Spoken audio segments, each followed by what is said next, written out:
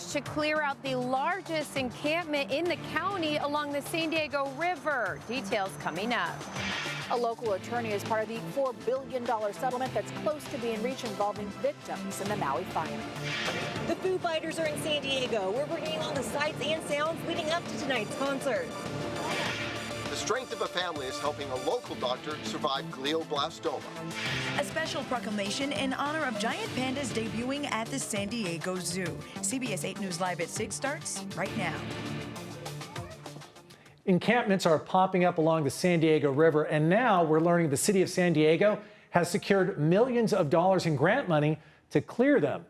Good evening, and thank you for joining us. I'm Carlo Cicchetto. And I'm Kirsten Holmes in for Marcella Lee. Today, we got a closer look at one of those encampments, which, as CBS 8's Shannon Handy shows us, has been a concern for years because of just how big it is.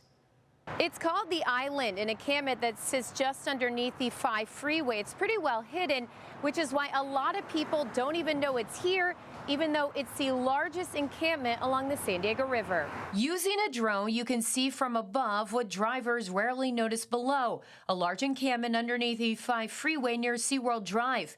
Here, we spotted a collection of tents, furniture, and people cooking food.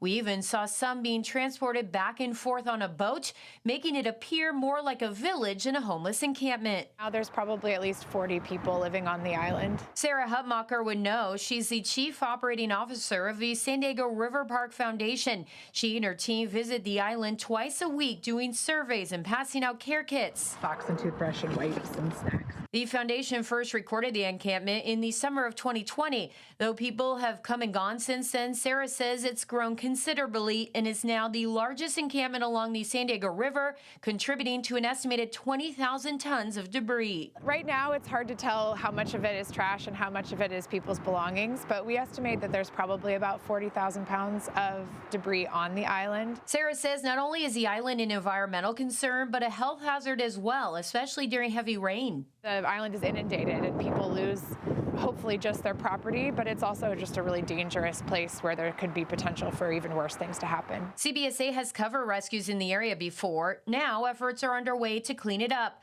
Collectively, the cities of San Diego and Santee, as well as the county and the Department of Transportation, received a $17 million state grant to address encampments along the San Diego River. $3.6 million of that was allocated to the city of San Diego, a big portion of which will be used for outreach. The point is not just to get people out of the riverbed and not just to clear an encampment, but to house individuals so that they become sheltered and then remain sheltered.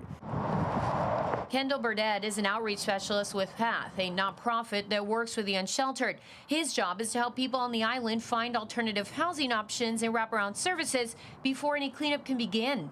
Because when people from the riverbed are connected to housing and shelter that's appropriate for their situation, they don't come back. Outreach will continue over the next several weeks with a full cleanup expected before the rainy season hits this fall. Shannon Handy, CBS 8. And we have an update for you right now in a story we've been following since April. Homeless encampments along the I-15 corridor in the City Heights area are now gone. The encampments were set up near the Central Avenue Mini Park. It's just 30 feet from a playground, and people who live there were frustrated with the encampment and then pushed the city to take action, but didn't hear back. Since then, we've learned homeless outreach started at the site at the end of April. Those encampments were cleared out last month. Was 4 outreach specialists and a street medicine team engaging individuals, having conversations, and really understanding like what's going on and how can we help and how can we address this for you and identify housing stabilization plans. The city says so far 18 people went to shelters. 3 have been reunited with family and 5 have moved into permanent housing, with 8 more people on their way. Trial has been ordered for a man accused in a crash during a police pursuit that left 2 young boys dead. Prosecutors say 20-year-old Angel Salgado rear-ended the car carrying 8-year-old Malachi Orozco Romero and his little brother, 4-year-old Mason, on a freeway off-ramp in Mountain View back in December. The car went down an embankment, hit a tree, and caught fire. The boy's mother and another passenger survived that crash. Police initially tried to stop Salgado because a headlight was out on his car. That crash has prompted calls for San Diego police to re-examine their policy on pursuits. 9 suspected gang members have been charged in an alleged burglary spree that targeted 30 homes in San Diego. As CBS 8's David Goffredson reports, the district attorney says some of the break-ins happened when people were home, waking up to burglars in their house. This joint investigation took great collaboration and coordination to put a stop to a burglary series spanning 2 states. Police say they have tied 55 burglaries to the same street gang members who lived in Riverside and Los Angeles counties. They would travel to San Diego, where District Attorney Summer Steffen says they hit 30 homes, mostly in Mira Mesa, Rancho Penasquitos, and Carmel Valley, as seen on this map.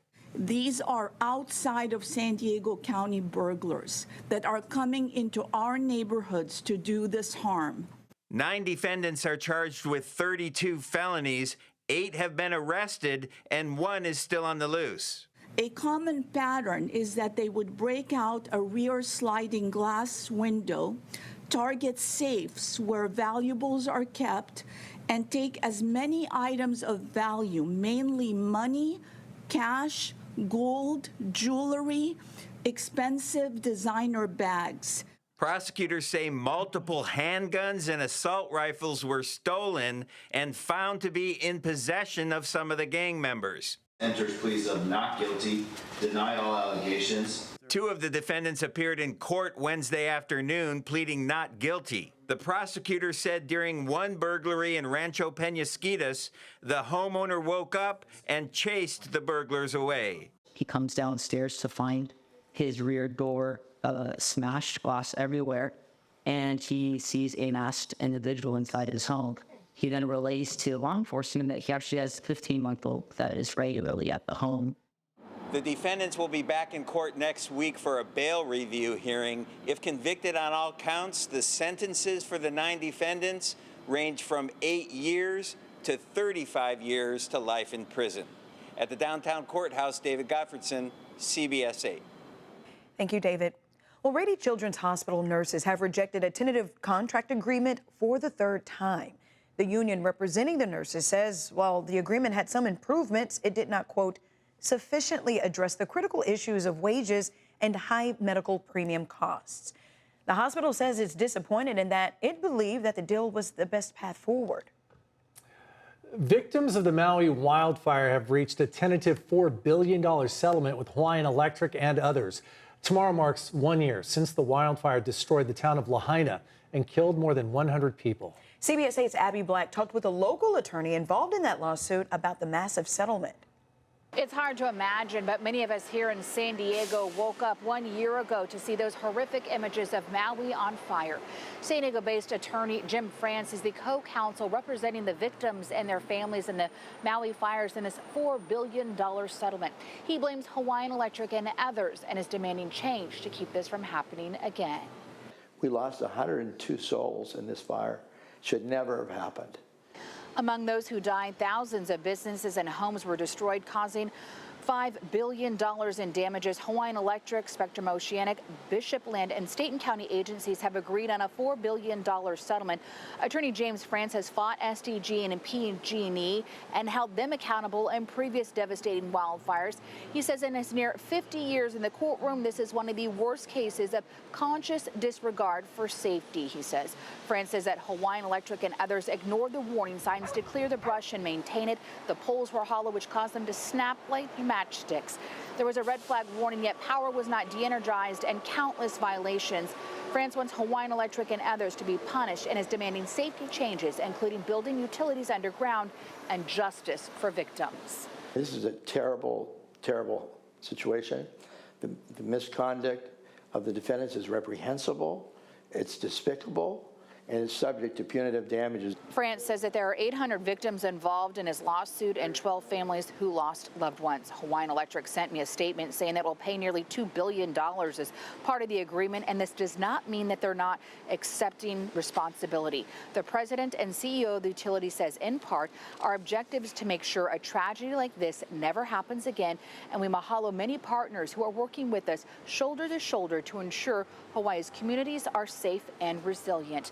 The next hearing and settlement agreement is scheduled for August 13th. If it is not officially reached, it could go to trial in November. Now, it's important to point out that no one has been criminally charged. However, Hawaii's Attorney General is undergoing an independent investigation to see if anyone or any entity is criminally responsible for the destruction during the Maui wildfires. In downtown, Abby Black, CBS 8. Thank you, Abby. Well, right now we are just hours away from a pair of giant pandas making their big public debut at the San Diego Zoo. The city of San Diego is issuing a traffic alert for Balboa Park ahead of heavy congestion expected in the area. Yun Xuan and Xingbao are the first pandas to enter the U.S. in more than 2 decades, and you're looking at brand new video of them taken today, a special preview. Now, if you're looking to see them in person, you need to be ready for traffic on Park Boulevard and surrounding roads and long lines in the zoo. The city does encourage you to use public transit. We have everything you need to know about planning your trip to see the pandas on CBS8.com.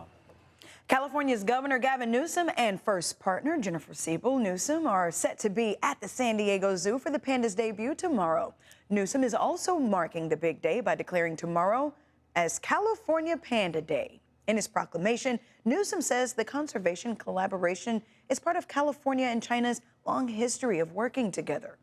Newsom adds that the giant panda conservation story is, quote, an inspiring example of strong partnerships and innovative strategies to protect the world's natural heritage. San Diego FC is on the hunt for homegrown talent. We'll have details still ahead. Plus, the new technology protecting people who work outdoors. And a look at massive flooding Tropical Storm Debbie is bringing to southern states. And there's a whole lot more that's on the way. When we look at our weather headlines, we're talking about temperatures getting back into that near seasonal range through Friday. Monsoonal moisture today you're seeing in the form of those upper level clouds, but drier for Thursday and Friday, and a warm up by the weekend. No alerts. Details ahead.